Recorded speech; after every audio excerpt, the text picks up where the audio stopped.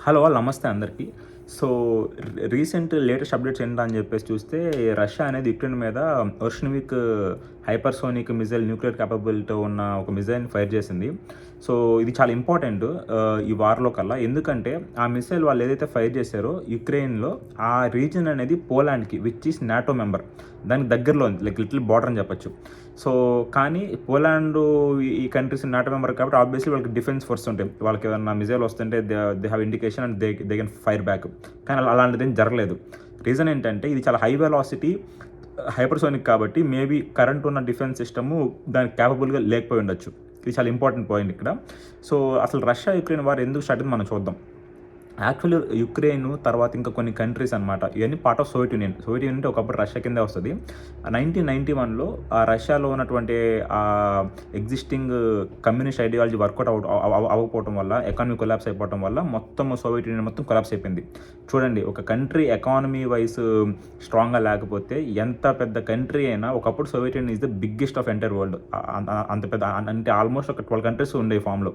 Like Ukraine, Russia, Uzbekistan, Turkmenistan, Armenia, Azerbaijan, Moldova, Latvia, Kyrgyzstan and Estonia. ఇవన్నీ కూడా యూనియన్‌లో part. ఇవన్నీ కూడా జస్ట్ ఎకానమీ కొలాప్స్ అవ్వడం వల్ల ఆ కంట్రీ విడిపోయింది 1991లో. సో, ఇంతవరకు బాగానే ఉంది కదా! మరి ఎందుకు రష్యా యుక్రెయిన్ మాత్రమే అటాక్ చేస్తుంది? ఎందుకు మిగతా కంట్రీస్ అటాక్ చేయట్లేదంటే, ఓన్లీ రీజన్ ఏంటంటే యుక్రెయిన్‌కి రష్యాని లైక్ కైండ్ ఆఫ్ బార్డర్ అనమాట. లిటరల్లీ లైక్ నైబర్స్ అనమాట. నాట్ ఓన్లీ నైబర్స్, వాళ్ళ సేమ్ పీపుల్, లైక్ లిటరల్లీ ఒకప్పుడు సేమ్ పీపులే, సేమ్ కంట్రీయే. కాకపోతే విడిపోయారు కాబట్టి డిఫరెంట్ కంట్రీ చెప్పుకోవాల్సి వస్తుంది అంతే. So, same people, same culture, same religion, everything is same. So, just విడిపోయారు కాబట్టి ఒక డిఫరెంట్ కంట్రీ అయిపోయింది, డిఫరెంట్ ఇది అయిపోయింది. తర్వాత ఏమైందంటే యుక్రెయిన్ కొంచెం మోడర్నైజ్ అయిపోయింది. అంటే కొంచెం యూరోప్ కల్చర్‌కి కొంచెం ఇంక్లైన్ అయిపోయింది. సో, దట్స్ హౌ వాళ్ళ పీపుల్ కల్చర్ కొంచెం స్లైట్‌గా మారిందంతే. ఇన్ జనరల్ మటికి, ఇన్ డెప్త్ మటికి వాళ్ళ రూట్స్ అన్నీ సేమే. సో, ఇక్కడ థింగ్ ఏంటంటే మరి తర్వాత రష్యా ఏం చేసింది పొలిటికల్ పాన్ కింద, యుక్రెయిన్‌లో ఏ పొలిటికల్ పార్టీ ఉన్నా ఆ ప్రెసిడెంట్ వీళ్ళే ఫండింగ్ చేయటం. అంటే పేరుకే యుక్రెయిన్ ప్రెసిడెంట్ అయినా కూడా ఆ బ్యాక్ ఎండ్‌లో ఉండేది, నడిపించేది మొత్తము రష్యా నుంచే వచ్చేది. ఈ టైంలో ఏమవుతుంది, ఆబ్వియస్లీ ఒక నేషన్‌కి ఒక విషన్, ఒక ప్యాషన్ లేకపోతే, ఆ ప్యాట్రియాటిక్ ఫీల్ లేకపోతే ఏమవుతుంది, corruption, unemployment, inflation, country collapse. Same cycle.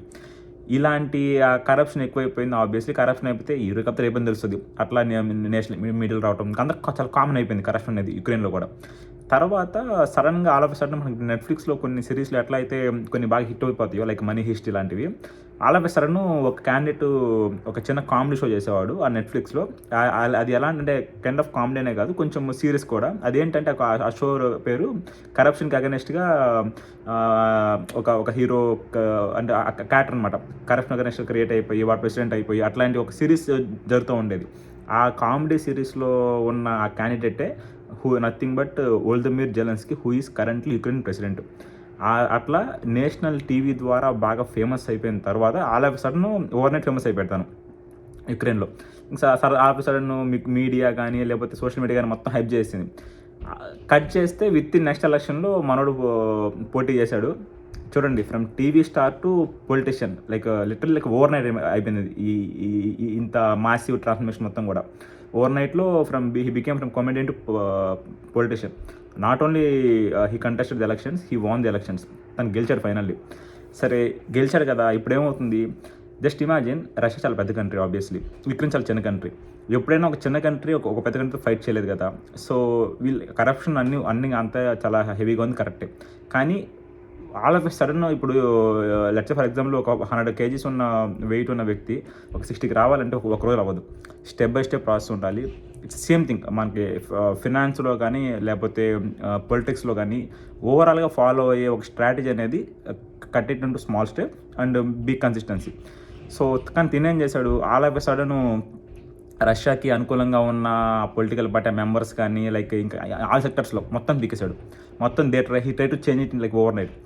ఈ ఇంపాక్ట్ రష్యన్ బాగా ఎఫెక్ట్ చేసింది. ఇది ఫస్ట్ ఇంపాక్ట్. సెకండ్ ఇంపాక్ట్ ఏంటంటే, తను ప్రెసిడెంట్ అయిన తర్వాత నాటో మెంబర్స్ ఏం చేశాయి, వీళ్ళకి సపోర్ట్గా వచ్చేసి వీళ్ళ యుక్రెయిన్ కంట్రీలో NATO bases military operations start చేసాయి అనమాట, కైండ్ ఆఫ్ సపోర్ట్ కింద. ఆబ్వియస్లీ ఇప్పుడు నాటోకి రష్యాకి పడదు. రష్యా అనేది నాటో మెంబర్ కాదు. నాటో రూల్ ఏంటి, నాటోలో మెంబర్కి ఎవరికైనా ఇబ్బంది వస్తే మిగతా నాటో కంట్రీస్ మొత్తం ఒకటి అయిపోవాలి, వాళ్ళు మొత్తం కలిసి అటాక్ చేయాలి ఎనిమిని. అలాంటప్పుడు ఎక్కడో ఉన్న NATO like Poland, like Europe కంట్రీస్లో ఉన్న NATO all of a sudden Russia బోర్డర్లోకి వచ్చేసింది. సో టెక్నికల్లీ ఇది రష్యా కొంచెం డేంజరే కదా. సో వాళ్ళు ఏం చేశారు, ఇంకా ఈ ప్రెసిడెంట్ దించేద్దామని చెప్పేసి ట్రై చేశారు. కానీ ఇక్కడ ఇంకో కీ పాయింట్ జరిగింది. ఈ current president Volodymyr Zelensky win అయ్యే ముందు ఆ ప్రీవియస్ ప్రెసిడెంట్ ఎవరైతే ఉన్నాడో వాడు ఒక స్టేట్మెంట్ ఇచ్చాడు. మీకు అర్థంగా యుక్రెయిన్ ప్రజలు మొత్తానికి లైక్ లైవ్లో మీకు అర్థం కావట్లేదు, మీరు ఎంత పెద్ద మిస్టేక్ చేస్తున్నారో. ఒక కమేడియన్ ప్రెసిడెంట్ అయితే ఇట్ విల్ బి డిజాస్టర్ అని చెప్పేసి చాలా ఓపెన్గా చెప్పేశాడు. కానీ తను ఎవరో ఏదైతే చెప్పాడో ఎగ్జాక్ట్లీ అదే జరిగింది. తను ప్రెసిడెంట్ అయ్యాడు. విత్ ఇన్ 2-3 years యుద్ధం స్టార్ట్ అయిపోయింది. యుక్రెయిన్లో ఇప్పుడు దాకా ఎంతమంది చనిపోయారో కనీసం వాళ్ళకి కౌంట్ లేదు, అంతమంది చనిపోయారు. యుక్రెయిన్ ఏమి స్మాల్ కంట్రీ కాదు, ఇట్స్ ఆల్సో బిగ్ కంట్రీ. సరే ఇంతమంది చనిపోయారు కదా, సరే ఈయన ఏమన్నా 100% జెన్యునా అంటే ఈయన మీద ఎన్ని కరప్షన్ అలిగేషన్స్ వచ్చినాయో మీరు ఒకసారి లిస్ట్ చూసుకోండి వొలోదిమిర్ జెలెన్స్కీ మీద. అందుకే ట్రంప్ కూడా చాలా సీరియస్ అయిపోయాడు యుక్రెయిన్ ప్రెసిడెంట్ మీద, లైక్ లాస్ట్ ఇయర్ అనుకుంటా. సో ఈ కండిషన్స్ మొత్తంలో కీ పాయింట్ ఏం జరిగింది, అసలు ఇంతమంది చనిపోయారు కదా, దానికి కారణం ఏంటి? ఒక కమేడియను ఒక టీవీ ఛానల్ నుంచి ఓవర్ నైట్ ఫేమస్ అయిపోయి ఆల్ ఆఫ్ సడన్ ప్రెసిడెంట్ అయిపోయాడు. సడన్గా ఉద్యోగం వచ్చేసింది. అప్పుడు దాకా చాలా కామ్గా ఉన్న దేశం, చాలా హ్యాపీగా ఉన్న దేశాల్లో all of sudden social media వల్ల ఒక పెద్ద యుద్ధమే వచ్చేసింది. ఇది ఒక కంట్రీ మొత్తం నాశనం అయిపోయింది. సో ఇక్కడ మీరు ఈ ఈవెంట్స్ మీరు గమనిస్తున్న బాగా ఫోకస్ చేస్తే ఏ చేంజ్కైనా ఒక స్లో అండ్ కన్సిస్టెన్సీ ఉండాలి. ఒక all of a sudden like ఒక 100% చేయాలి, లైక్ ఓవర్ నైట్లో చేసేయాలి, ఓవర్ నైట్లో ఏదైనా సరే it will collapse in over night again. అదే జరిగింది యుక్రెయిన్లో కూడా ఇప్పుడు. సో యుక్రెయిన్ ఫ్యూచర్ ఏంటి అంటే అది నోబడీ న్యూ. గత 2 years నుంచి పీస్ ప్లాన్ అని చెప్పేసి మల్టిపుల్ కంట్రీస్ ట్రై చేస్తున్నాయి, వాళ్ళు ట్రై చేస్తున్నారు, బట్ ఎవరు తగ్గట్లేదు.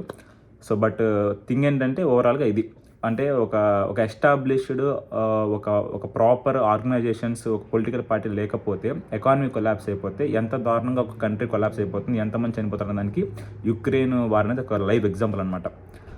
So this is all for today guys. If you like this video please like, share, subscribe. Thank you. Have a great day. Bye.